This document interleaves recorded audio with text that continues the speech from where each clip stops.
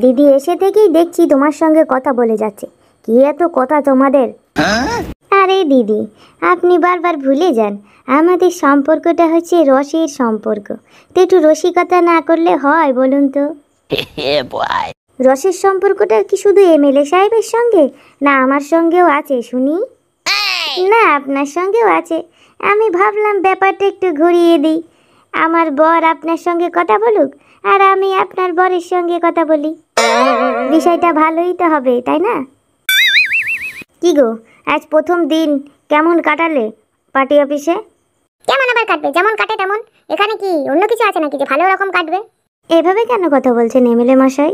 কেমন কাটলো আমি একটু শুনি। প্রথম দিন আজকে আপনার। সত্যি কথা বলতে ভালোই কেটেছে।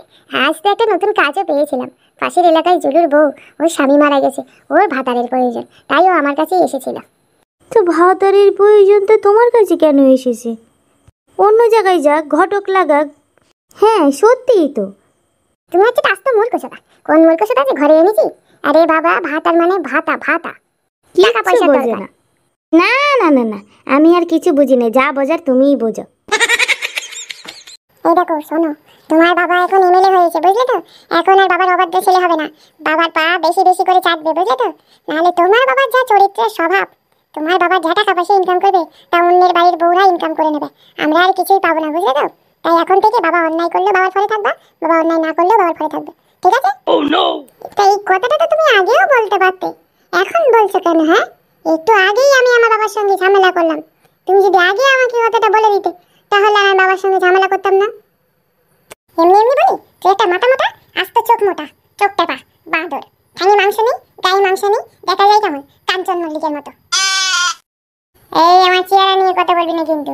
আমার এই সরু পেটে কত খাবার ধরে তুই জানিস? জাগে জাগে, যা হওয়ার হয়েছে, বসো সবাই, একটু বিশ্রাম করো। এই তুমি এখন এই ঘর থেকে যাও, আমি বিশ্রাম করব। শুধু আমি যাব, আর কেউ যাবে না? না, আর কেউ আমাকে বিরক্ত করবে না, তুমিই খালি বিরক্ত করবে। বকে বকে আমার মাথার পোকা নড়িয়ে দেবে, মাথা খারাপ করে দেবে। তোমার জন্য আমার সব শেষ, তোমার জন্য আমার সব শেষ। কি শেষ হয়েছে শুনি? কি শেষ হয়নি তাই বলো। কি আছে তোমার? না আছে রূপ, না আছে ঢক, না আছে পদ, একটু বাইরে নিয়ে বেরোতে পারি না, তাই তো আমার চোখটা অন্য অন্য মহিলাদের দিকে যায়। ওটা তো তোমাদের জাতের স্বভাব।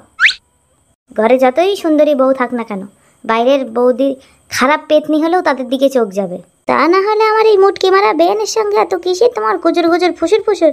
আমি কি ভেবেছো বুঝি না? সব বুঝি। কি বিড়বিড় করছো আপন মনে? যাই করি না কেন, তোমার চুলকানি না মিটিয়ে দেবো আমি। অনেকক্ষণ দাঁড়িয়ে তোমাদের কথা শুনছি, ঝগড়া করো না। এই এলেন আর একজন, নিজের বউকে সামলাতে পারে না, আবার এখানে এসেছে ভাষণ দিতে। দেখুন মা, আপনি আমার বাবার সঙ্গে এভাবে কথা বলবেন না। 9 মাসে 6 মাসে একবার আসে আমার বাবা। তোমার বাবা মা 9 মাসে 6 মাসে আসে? এই তো গত সপ্তাহে ঘুরে গেল, আবার এসেছে এই সপ্তাহে। ম্যাডাম আসতে পারি? Yes, come in. কে আপনি? বসুন, হাঁপাচ্ছেন কেন? হ্যাঁ বলুন, আমি আপনাকে কি সাহায্য করতে পারি? বেশি কিছু করতে হবে না ম্যাডাম, আমার মান সম্মান হানি হয়েছে।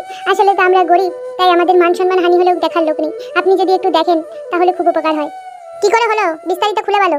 ম্যাডাম, আমার স্বামী লোকের টাকা মেরে চলে গেছে পৃথিবী ছেড়ে, বুঝলেন তো?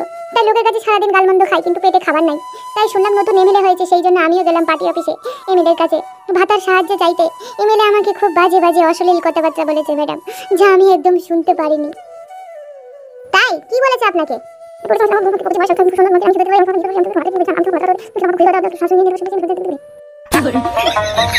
কি 2 দিন যেতে না যেতেই ওনার এই অবস্থা? চলুন, আজ ওনার একদিন আমার একদিন। চলুন ম্যাডাম, এই প্রথম কেউ আমার সাহায্য করছে, আমি শুনে খুব খুশি হলাম ম্যাডাম।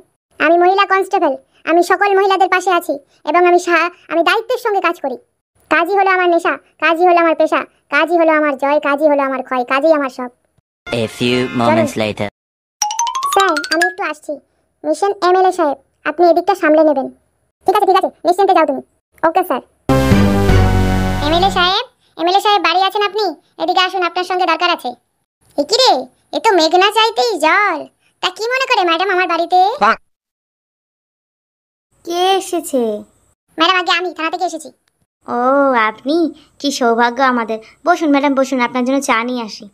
এখানে আমি চা খেতে আসিনি, আসলে এমএলএ সাহেবের বিরুদ্ধে মলেস্টেশনের রিপোর্ট লেখা হয়েছে থানায়, তাই আমি এখানে এসেছি। মলেস্টেশন? কাকে করলাম আমি? আমি তো কাউকে ছুঁয়েও দেখলাম না। এই ভিতরে এসো। ও তুই ম্যাডাম, ও মিথ্যে কথা বলছে। ও আমার কাছে গিয়ে ভাতার চাইছিল, তাই আমি ওকে আরো উল্টো পাল্টা বলে তাড়িয়ে দিয়েছি, দেবো না বলে। তাই ও আপনার কাছে গিয়ে মিথ্যে মিথ্যে নাটক করেছে।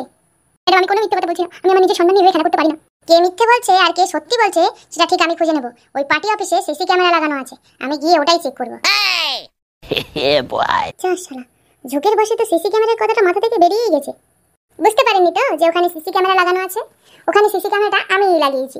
আসলে প্রথম দিনই আপনাকে আমার ভালো লাগেনি, যেদিন প্রথম আপনার সঙ্গে দেখা হয়েছিল, তাই ওখানে সিসি ক্যামেরাটা আমিই লাগিয়েছি। মুখ পোড়া খানকির ছেলে, বেরো বাড়ির থেকে। তুই আর কত মেয়ের জীবন নিয়ে এরকম করবি? ওই জন্য তো তোর আমাকে ভালো লাগে না, আমাকে ভালোবাসিস না। ম্যাডাম, ওকে নিয়ে যান, আমি সহ্য করতে পারছি না। তুমি আমাকে কথা শোনাবে খেজুরানি? কথা? তোকে মেরে মেরে আমি শেষ করে দেব। তোকে আমি ভালোবেসেছিলাম, তুই একটা আস্ত জালিয়াত। ম্যাডাম, ওকে নিয়ে যান। ও যা অন্যায় করেছে ওর কঠিন শাস্তি হওয়া দরকার। তুমিই বা বাদ যাবে কেন? ম্যাডাম, এটাকেও নিয়ে যাও। এও দীর্ঘদিন ওর স্বামীকে ঠকিয়েছে।